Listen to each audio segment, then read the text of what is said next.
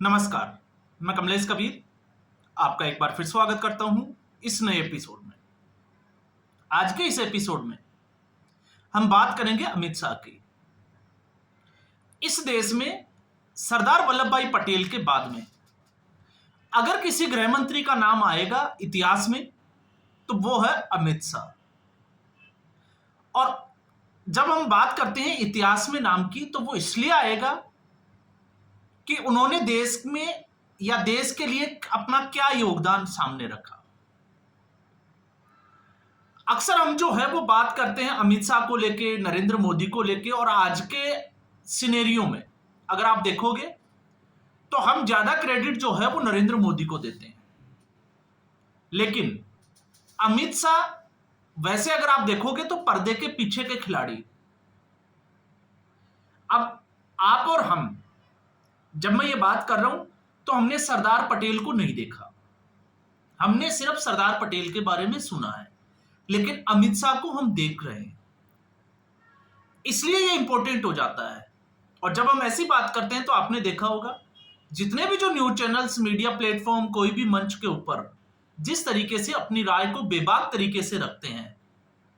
और दूसरा, अमित शाह को राजनीति का चाणक्य भी कहा जाता है। भारतीय राजनीति में अमित शाह से ज्यादा चालाक, और जिसको हम कहें कि सातिर अगर कोई राजनीतिज्ञ की अगर हम बात करेंगे तो मुझे नहीं लगता कि अमित शाह के अलावा कोई दूसरा नाम आता होगा। इसलिए हमने कहा है राजनीति का चाणक्य। लेकिन उससे भी ज्यादा इंपॉर्टेंट हो जाता है बेहतरीन रणनीतिकार, क्योंकि जहां हम चाणक्य और राजनीतिज्ञ की बात करते हैं तो उसका फायदा सिर्फ और सिर्फ पार्टी विशेष को होता है। लेकिन जब हम बात करते हैं बेहतरीन रणनीतिकार तो उसका फायदा जो है वो देश हित में कितना बड़ा है, फिर हमें उसका आकलन करना जरूरी हो जाता है। अब विपक्षी पार्टी का कोई व्यक्ति या कांग्रेसी विचारधारा में पला बड़ा कोई व्यक्ति जो आज भी कांग्रेस के नाम पर जो है वो वोट मांगता है या कांग्रेस का कार्यकर्ता बन के घूम रहा है, भले ही वो जो है वो कितनी भी गाली दे, लेकिन अमित शाह ने जो किया उसको कोई मिटा नहीं सकता। और ऐसा मैं इसलिए कह रहा हूं क्योंकि अमित शाह ने हर बार जो है वो पिछले 2 साल में मंच से एक बात जरूर बोली है, और वो है मार्च 2026 तक देश से नक्सलवाद का पूरी तरीके से खात्मा। इससे पहले आपने किसी के जो है वो गृह मंत्री के ऐसा नहीं सुना होगा, क्योंकि गृह मंत्री जिस मिशन मोड पे हैं, आपने देखा जब हम नक्सलवाद से हटकर बात करते हैं आतंकवाद की, तो धारा 370 हटने से पहले आतंकवादी घटनाएं कितनी होती थी, और धारा 370 हटने के बाद में अब आतंकवादी घटनाएं कितनी होती है। दूसरा, इसमें आतंकवादी घटनाओं को अगर हम जोड़कर नहीं देखें तो जब हम रणनीति की बात करते हैं तो उस रणनीति में सबसे बड़ी सफलता है पत्थरबाजी की, कि आखिर पत्थरबाजी की जो घटनाएं हैं वो जम्मू कश्मीर में कितनी कम हुई है। क्योंकि जब भी सेना के जवान किसी आतंकवादी को या आतंकवादी समर्थित व्यक्ति को पकड़ते थे तो कश्मीर की आवाम जो है वो पत्थर लेकर सेना के खिलाफ सड़कों पर खड़ी हो जाती थी। और आज कश्मीर की आप स्थिति देख लीजिए, आज के समय में क्या स्थिति है।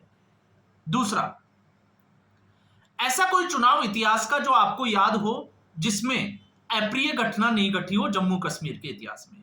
लेकिन इस बार चुनाव भले ही सुप्रीम कोर्ट के कहने पे हुआ या आकलन में जो है वो हम बात करते हैं कि गलती हुई, लेकिन ऐसी किसी भी घटना का कहीं से भी जो है वो आपने न्यूज सुनी हो तो मुझे नहीं लगता कि शायद हम कोई जो है वो ऐसी कोई न्यूज आई भी होगी।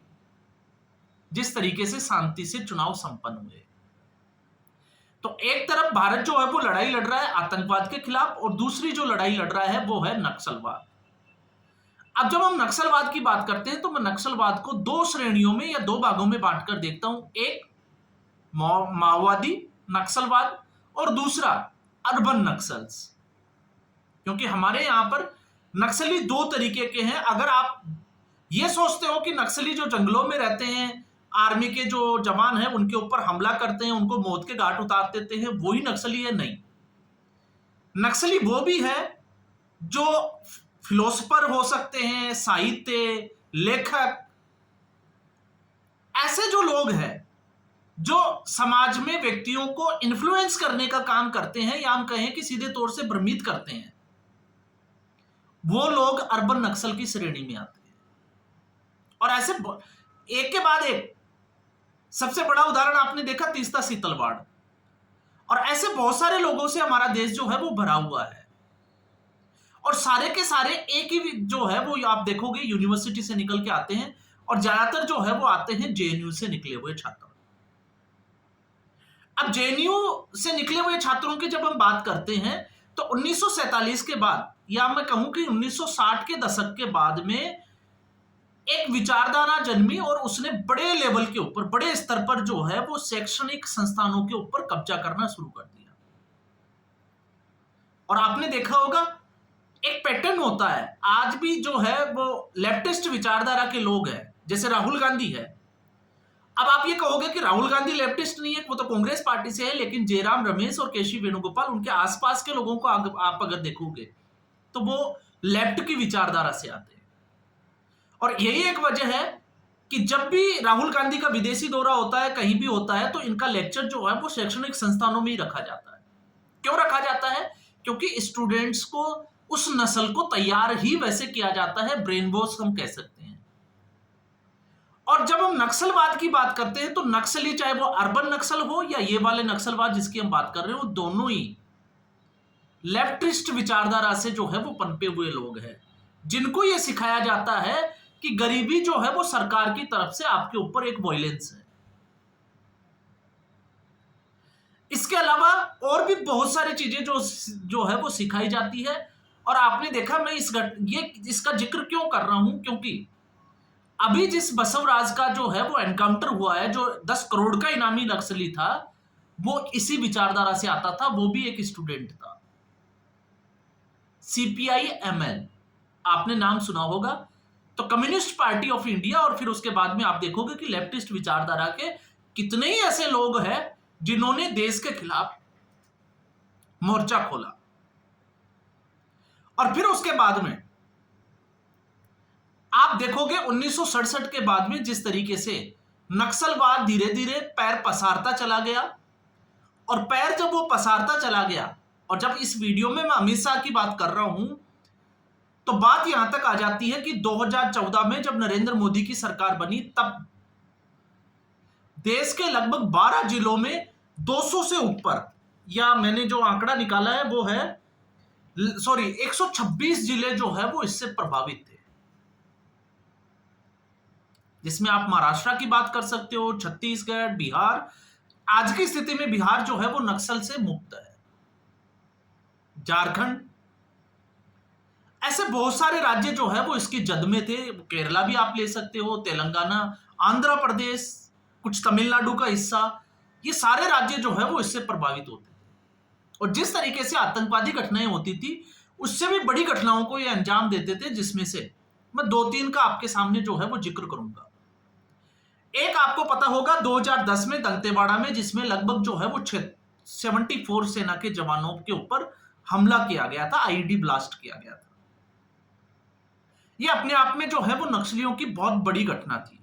और एक 2007 में बस्तर जिले में, जिसमें लगभग जो है वो 55 जवानों की हत्या कर दी गई थी, उनको मार गिरा दिया था नक्सलियों ने। यह इस तरीके से नक्सलवाद जो है वो इस देश में पैर पसार चुका था। और यही नहीं, इनका दूसरा काम पॉलिटिकल मर्डर करना भी होता था। बाबूलाल मरांडी के बेटे सहित 17 लोगों को नक्सलियों ने मौत के घाट उतार दिया था, तो ये पॉलिटिकली मर्डर भी करते थे। तो फिर आता है कि आखिर अमित शाह ने ऐसा किया क्या। आज आपने देखा होगा अमित शाह गृह मंत्री होते हुए खुद जो है वो इस ऑपरेशन को लीड करते हैं, नक्सल प्रभावित जिलों में जाते हैं, और वहां पर 2-2 से 3-3 दिन का जो है वो स्टे करते हैं। तो आप समझ सकते हैं कि अमित शाह इस मुद्दे को लेकर कितने गंभीर हैं। और जिस तरीके से जब मैं रणनीति की बात करता हूं, तो रणनीति जो बनाई गई है नक्सलवाद को खत्म करने की, उसमें जो है वो अलग अलग चरणों में इस वक्त जो है वो अमित शाह के अंडर में ये चीजें काम कर रही है। पहला जो अमित शाह ने सबसे बड़ा काम किया, वो काम किया जो एनजीओ बाहर से फंडिंग करके इन लोगों को प्रमोट करते थे, इनकी फंडिंग होती थी, उसको जड़ से खत्म कर दिया। उन एनजीओ को परमानेंटली जो है वो उनके शटर डाउन कर दिए, उनके अकाउंट जो है वो सीज कर दिए। ये एक जो है वो सरकार ने बड़ा कदम उठाया। उससे जब नक्सलियों के बाद पैसा ही नहीं पहुंचेगा तो वो हथियार कहां से खरीदेंगे। दूसरा, नक्सलियों के लिए जो है वो एक मौका, जो मुख्य धारा में आना चाहते हैं वो सरेंडर कर सकते हैं। ये भी एक जो है वो सरकार ने पॉलिसी चलाई है, जो आप समझ सकते हो नक्सलिस्ट के लिए रिहाब सेंटर की। तो आत्मसमर्पण, कोशिश पूरी करना, इनको समझाना, इनसे बात करना और आत्मसमर्पण कराना। और फिर भी अगर कोई नहीं मानता है तो फिर ऑपरेशन चलाना। जिस तरीके से कश्मीर में ऑपरेशन ऑल आउट चलाया गया, उसी तर्ज के ऊपर इन नक्सल प्रभावित जिलों में अलग अलग तरीके से जो है वो ऑपरेशन चलाए जा रहे हैं। और आपने देखा जिस तरीके से 21 नक्सलियों को मार गिराया, जिसमें अब तक जो है वो लगभग 14 के आसपास बड़े खुखार जो नक्सली थे उनको मार गिराया गया है। अब कुछ एक जगहों पे अगर आप देखोगे तो आपको अंदाजा होगा, मैं ऐसा इसलिए कह रहा हूं क्योंकि मैंने 2014 से पहले की बात की थी। 2014 के बाद का जो आंकड़ा है नक्सलियों का, वो आंकड़ा है कि 126 जिलों के मुकाबले सिर्फ और सिर्फ 12 जिलों तक सीमित हो गया। और आपने देखा होगा अबूझमाड़ जैसे कुछ जिले जो है वो आज भी ऐसे हैं जहां पर सरकार की नहीं चलती, नक्सलियों की चलती है। तो कुछ एक क्षेत्र, कुछ एक जिले जो है वो इससे प्रभावित है, बाकी सब में जो है वो नक्सलियों का सफाया हो गया। फिर चाहे वो महाराष्ट्र का हो, अभी आपने खबर देखी होगी जब महाराष्ट्र में देवेंद्र फडणवीस की सरकार बनी तो वो नक्सलियों का आत्मसमर्पण कराने के लिए गढ़चिरौली गए थे। तो ये एक जो है वो आप कह सकते हो कि केंद्र सरकार का या अमित शाह का बड़ा रणनीतिक सूझबूझ का हिस्सा है कि 126 जिलों के बजाय जो है वो नक्सलियों को सिर्फ और सिर्फ 12 जिलों तक सीमित कर दिया। और उसमें भी अब जो है वो अमित शाह जिस तरीके से वर्कआउट कर रहे हैं उसमें पीछे हटने वाले नहीं है। जो डेडलाइन है 2026 की, आप मान के चलिए अभी 10 महीने बाकी है, तो 10 महीने में इससे भी बड़े बड़े जो ऑपरेशन है वो आपको देखने को मिलेंगे। तो इसलिए मैंने कहा है कि इतिहास में आज हम भले ही जो है वो किसी पार्टी विशेष की विचारधारा से प्रेरित होकर इस बात को नकारें, लेकिन आने वाले समय में अमित शाह का जो नाम है वो इसलिए याद किया जाएगा कि एक ऐसा गृह मंत्री भी था जो अपनी कूटनीति के साथ साथ जो है वो सफल रणनीति के लिए जाना जाता था। और उसमें अकेले हम नरेंद्र मोदी को क्रेडिट दे ऐसा भी नहीं है, अमित शाह का जो है वो बहुत बड़ा रोल है। तो आज के एपिसोड में बस इतना ही। उम्मीद करूंगा ये वीडियो एपिसोड आपको पसंद आया होगा। वीडियो को लाइक करें, शेयर करें, चैनल जरूर सब्सक्राइब करें। धन्यवाद।